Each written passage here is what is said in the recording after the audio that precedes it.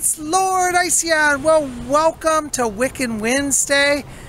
I'm out and worshiping our Sun Lord. There's our Sun Lord in the sky. Hail to the Sun Lord, hail. I tell you, we got a beautiful day to be out and about. I hope you guys are having an awesome day.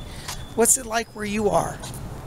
Well, you know, on the 21st, we had the solstice. And I was away and traveling, and I didn't get to do a solstice video. But I thought today we'd talk about the solstice and the power of the Sun Lord. Because, you know, the Wiccan Sabbats aren't just one day. You enter into a season, a cycle. So we're in solstice season. In Wicca, they call the holiday Litha, or some people just call it the solstice. But it's about honoring the power of the Sun Lord. And at the solstice time, the Sun Lord is at his maximum power. From here on out, after the 21st, his power will start to wane.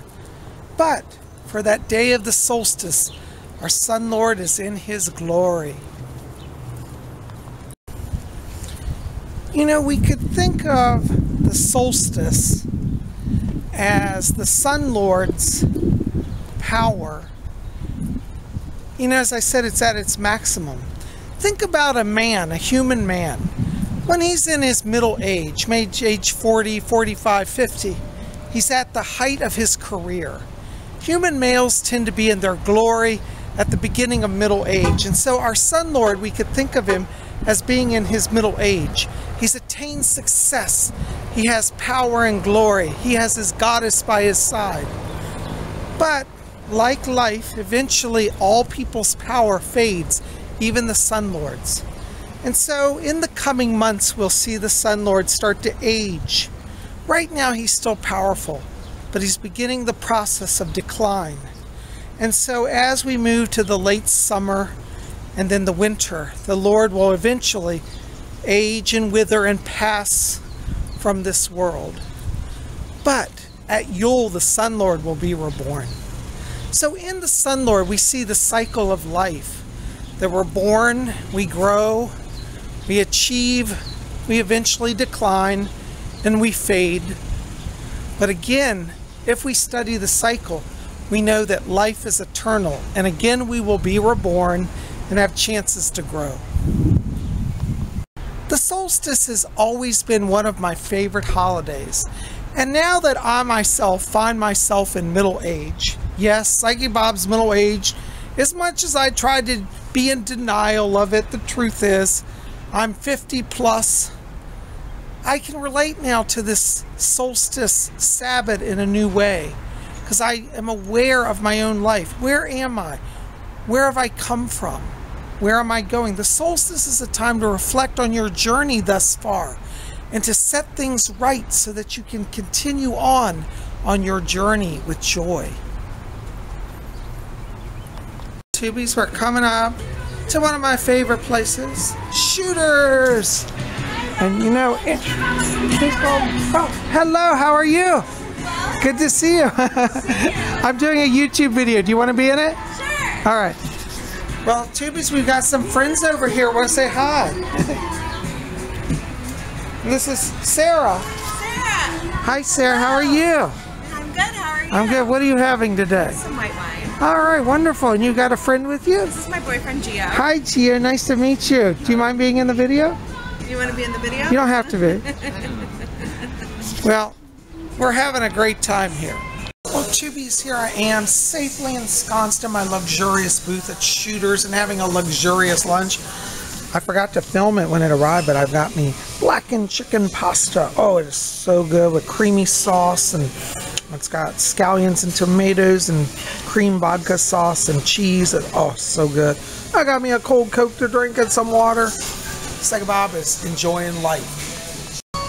Well, Tubies, that lunch was so good. I'm just sitting here relaxing, and I'm reading my book, Magical Herbalism by Scott Cunningham. And, you know, while we're at the solstice, it's a wonderful time because we're in summer to attune to herbal energies and make magical herbal charms. I think next week I'm going to teach you how to make some herbal charms. Today I'm on a tight schedule, but I want just to introduce you to the idea that plants are connected to elemental energies. And while we're at the solstice, it's a great time to work with herbs that are related to the planet of the sun or fire energy. This is chapter 13 of Scott Cunningham's book called A Witch's Herbal. And they give different plants in here. For example, here's the first herb, acacia. And it talks about the gender of the plant is hot. The planet it is associated with is the sun. And the element is air. So that's a fiery energy herb. And this would be very good for protection right now, or psychic development. In fact, let's see what it says. Oh, here it is. It says basic powers, protection and clairvoyance. So like you could take acacia, order that herb. You could probably, you don't have a garden center there, you could probably buy it at a witch shop, and then make a little, like a little mojo bag, wrap that herb up and carry it with you every day and just touch it, you know, and that herb will help open up protective power for you and psychic power of clairvoyance. And right now at the solstice, you know, you could bless that herbal charm under the sun and ask for this power of the sun to infuse it. So there's a lot of ways to work with herbs right now, especially at the solstice, and make solstice charms. So let's see, here's Angelica, and it says that gender is hot, the planet is the sun, and the element is fire. So this is definitely a great, powerful herb for you know, for solstice time, especially for a protection charm. In fact, it says up here, the basic powers of this herb are protection and exorcism. So if you have to do a spell to cast evil out of your life or home, you can make a little charm with Angelica and just put it in a little bag and bless it again under the sun and carry it with you. The wonderful thing with herbal magic is that the herbs, you know, they really, you know, they carry a power in and of themselves. So you want to, you know, keep the herbs with you. Put them in your candles. You know, make little lockets and wear them. A lot of ways to use it. And as I said, next week we'll get into some more charms with herbs. It's so good just to have a few moments to relax. So, you know, while we're at the solstice, this is a wonderful time to kind of reflect on your journey thus far. We're at the midway point for the calendar year as well. So now we've done the first half of the year. Now it's time for the second half of the year. So what do you want your second half of the year to be like? Maybe as you look back during the first half, you think, oh, I didn't accomplish this or that. Well, why don't you revisit those goals and start anew? The solstice is a time of power to get things going, and it gives us power to accomplish a lot. I know some of you have written to me and you said, Psychic Bob, I feel like life has passed me by. I'm 40 years old, 50 years old, and I feel like I missed all my goals. Well, you know, the solstice is a time to renew life force. You know, somebody once said life begins at 40. I actually think life begins at 50. So whatever age you are, and it really doesn't matter, let the solstice be your time of renewal. That's where your power is. One of the mysteries and the secret of Wicca is that power is all around us in this natural world, but only those with eyes of wisdom can see it. So you can actually go outside and draw power from the sun, bring it into your body, and use that to manifest change.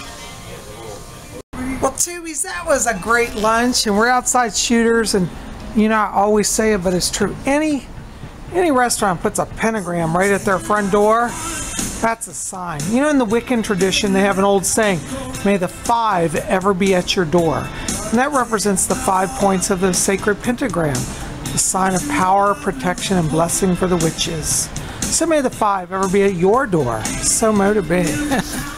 Oh, well, our Sun Lord seems to be coming out. Let's go see what he's doing. Hail to the Sun Lord. Oh my gosh, he's up there. He is right. He's behind a cloud, but he's beaming through. He's going to burn that cloud off. Oh, hail to the Sun Lord. Yeah, so you know, guys, while we're at that time of solstice, let the Sun Lord be your inspiration. you might want to go do research and read about the various sun gods through history. One sun god that's still worshipped to this very day is Lord Surya in India. Look up Lord Surya. He is the sun god, and there are still active temples where people hold services to him.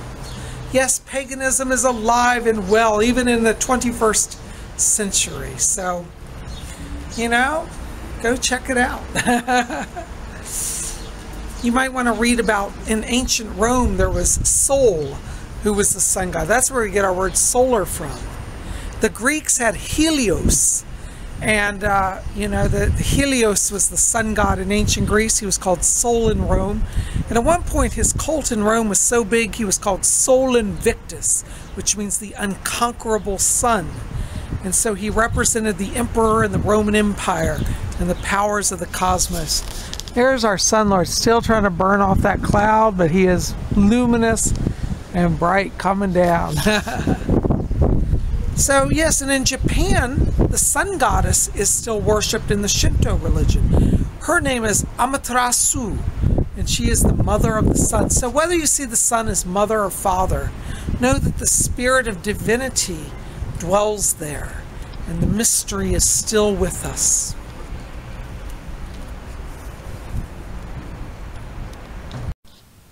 Hail, the mystic sun lord, hail. And here we are, Tubies, in my temple room that's under renovation. But I have a giant wall hanging, it goes all the way up to the ceiling. And I've got a lot of junk around, so I want to show you the floor. There's boxes everywhere. But there's our big sun lord. You know, if you want to bring the power of the sun lord into your life at solstice, you might want to get some sun lord charms, such as a tapestry, or like we showed you over here earlier, this beautiful wall hanging. I also have here a beautiful sun disk made of copper. The metals of worship of the sun lord are brass and copper and gold. Any of those warm metals can be used for him. But as you see, we have a beautiful face. So I have that, you know, here as well. We can put that on the altar. You know, light some gold and orange and red candles.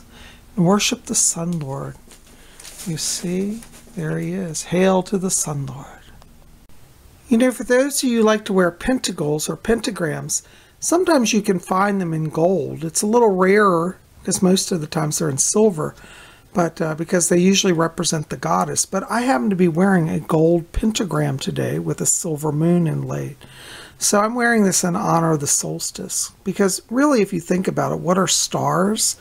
But they're actually distant suns. And what is the sun? The sun god. So gold pentagrams and gold pentacles can also be worn at this time. So whether you hang up the sun lord as a wall hanging, or wear him as a pendant, you know, or a decoration piece, know that the sun lord is with us. And there's my gold pentagram and silver moon on my shirt. So I'm wearing that.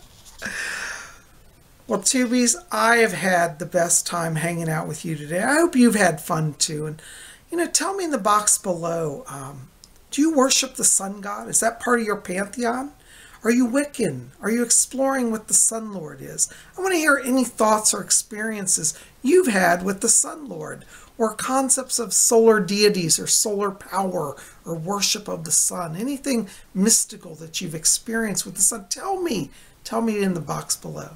You guys are best. I love you. I'm sending blessings to all of you. Well, listen, Psychic Bob got more readings to do. And by the way, while you're here, go over to my website, PsychicBob.com, and register for my psychic development class. This Saturday, we're going to have a class on Zoom at 12 noon. So go over to PsychicBob.com and register today. Get in on it. We're going to study British spiritualism. We hold the class on Zoom at 12 noon Eastern. It's from 12 p.m. to 2 p.m. You can read about it at my website. You guys are best. I love you. All right. Make sure to like this video. Favorite thumbs up. Psychic Bob out of here. Woo!